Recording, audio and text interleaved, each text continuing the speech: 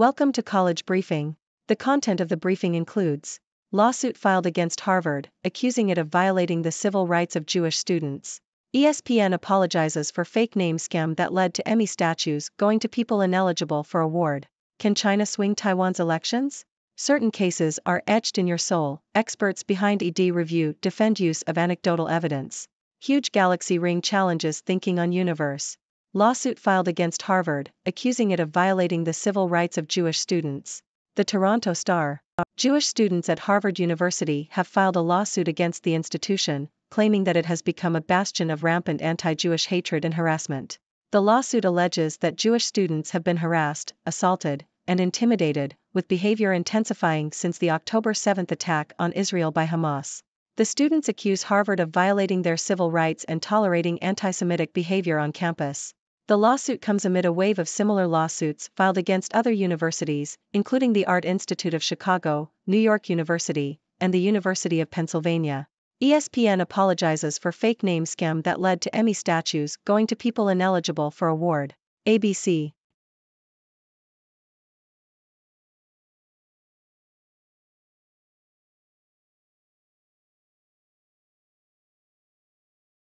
Can China swing Taiwan's elections?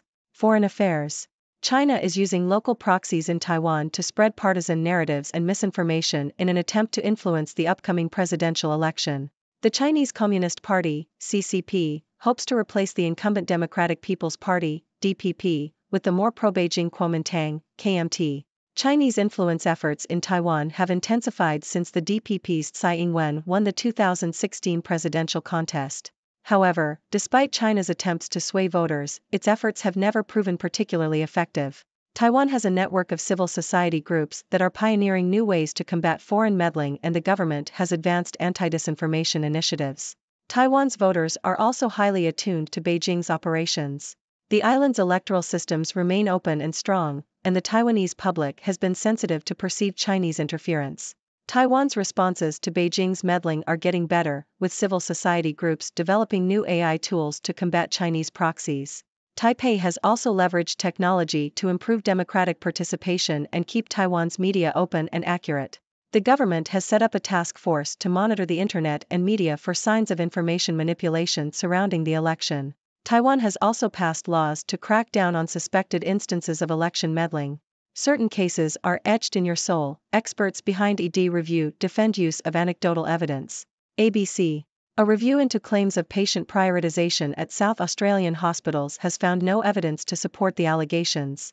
Former Royal Adelaide Hospital trauma specialist Dr. Bill Griggs was one of two experts who conducted the review, and said he remembered every detail of a case from 1993 where a patient died because the on-call surgeon could not be reached due to a failed pager. The review examined data from 2023, as well as individual cases from beyond that time frame. The report has been accepted by the government, and its 5 recommendations have also been adopted. Huge galaxy ring challenges thinking on universe. BBC. Scientists at the University of Central Lancashire have discovered a gigantic, ring-shaped structure in space that challenges our understanding of the universe. Named the Big Ring, it is made up of galaxies and galaxy clusters and is 1.3 billion light-years in diameter. This structure violates the cosmological principle, which states that all matter is spread smoothly across the universe. The Big Ring is the 7th large structure that contradicts this principle, suggesting that there is another factor at play that has yet to be discovered. China's relentless quest for growth is a toxic feedback loop of its own making. Telegraph. China's investment-driven economic model is causing excess capacity and overproduction of goods such as steel, solar panels, and electric vehicles, which are then being exported at cutthroat prices to the rest of the world, according to Ambrose Evans Pritchard in The Telegraph. China's economy is now so large that its $900 billion annual goods surplus is destabilizing world trade, similar to an elephant in a rowing boat. The European Central Bank has stated that Chinese export prices have fallen 6% over the past year in yuan, 12% in dollars, and 18% in euros, posing a serious trade shock for Europe. America has been quicker to defend itself. The article warns that China risks slipping into a debt deflation trap where interest costs rise faster than output, pushing up the debt ratio, and that it also risks starting a global trade war, with the world protecting itself by either forming an anti-mercantilist front or by splintering into blocs. The template is the 1930s, where the US picked fights with tariffs and the trading system collapsed, leading to the empire being able to retool its industries behind the tariffs of imperial protection. How to archive email easily to start the new year right with a clean inbox. Yahoo! Email stinks. Okay, it's not that bad, but I'd much rather get things done in person, in a video meeting, or over chat. My rule of thumb: if we get into an email back and forth, I'm calling you instead. That said, email has its place and you might as well make your inbox as useful as it can be. For me, that starts with my annual ritual, clearing out all the old mail from the year before. Give it a try. Flood watch in effect again for parts of southeastern Pennsylvania. Yahoo! A flood watch has been issued for several counties in Pennsylvania, including Philadelphia, due to heavy rain and strong winds. The National Weather Service has forecast rainfall of between 0.5 and 1.5 inches across the affected areas, which are already saturated after recent rainfall. Meteorologists predict the worst weather will hit on Friday evening and into Saturday morning. Port of Brownsville names its police chief as interim director. Yahoo!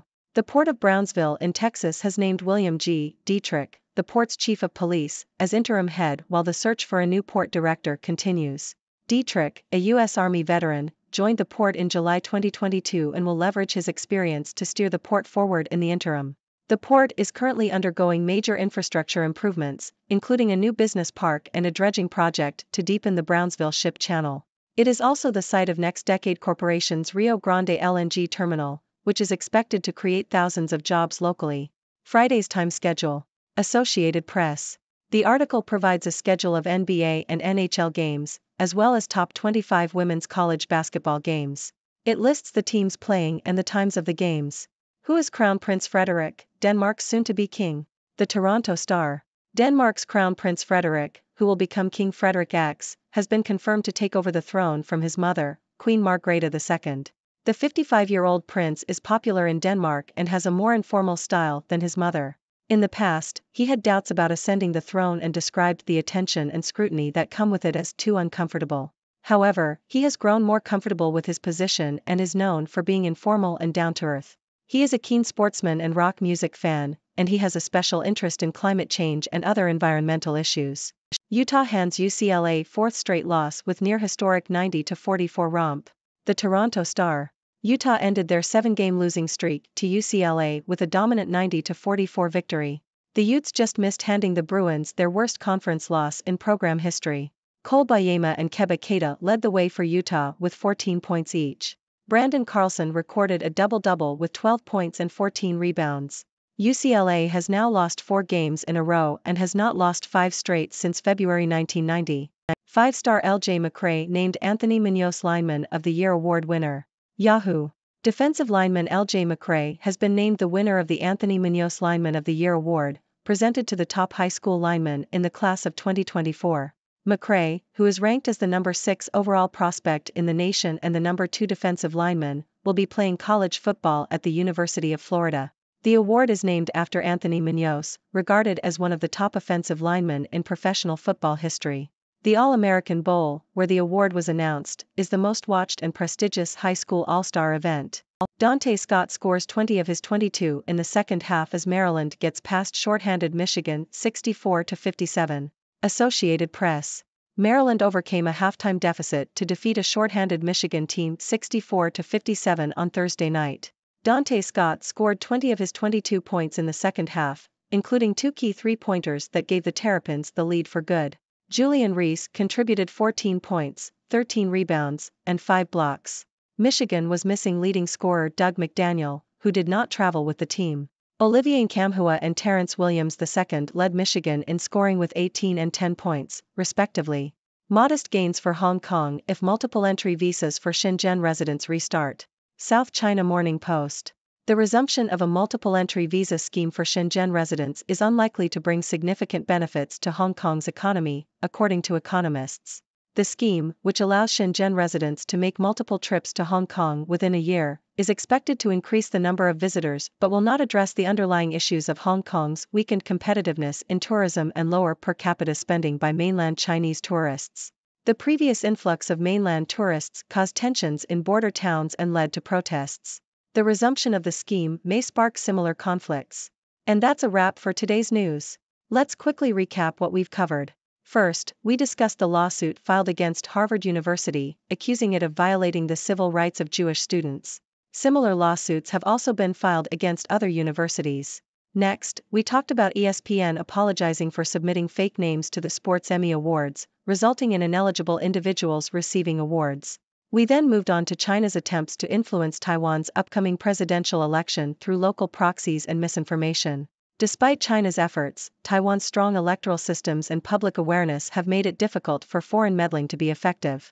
In other news, a review into claims of patient prioritization at South Australian hospitals found no evidence to support the allegations.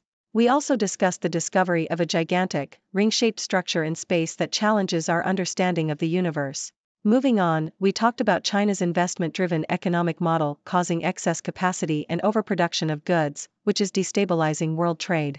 We then touched on some tips for archiving email and starting the new year with a clean inbox. In weather news, a flood watch has been issued for parts of southeastern Pennsylvania due to heavy rain and strong winds. The Port of Brownsville in Texas has named its chief of police as interim director while the search for a new port director continues. We also provided a schedule of NBA, NHL, and top 25 women's college basketball games happening today. In royal news, Crown Prince Frederik of Denmark has been confirmed to take over the throne from his mother, Queen Margrethe II. Utah handed UCLA a devastating 90-44 loss in college basketball, and LJ McCray was named the Anthony Munoz Lineman of the Year award winner. Maryland defeated a short-handed Michigan team in college basketball, with Dante Scott scoring 20 of his 22 points in the second half. Lastly, economists believe that the resumption of a multiple-entry visa scheme for Shenzhen residents is unlikely to bring significant benefits to Hong Kong's economy. That's all for today, folks. Remember, email may stink, but clearing out your inbox can be a refreshing start to the new year.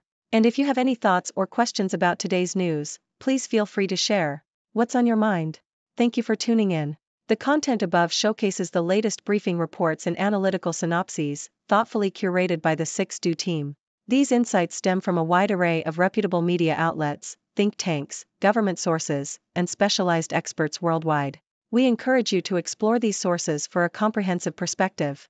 Keep in mind that while the content may not always align with the official standpoint of 6Do Brief, it's not meant to be taken as absolute directives for decision-making. Comprising seasoned media professionals, learned scholars, and accomplished scientists, the 6Do team embodies a trailblazing, fully independent media entity. To customize 6Do Brief to meet your professional needs, you have the option to subscribe to a diverse array of briefings on our website, 6dobrief.com. Regardless of your location, you can conveniently receive 6Do Brief via email.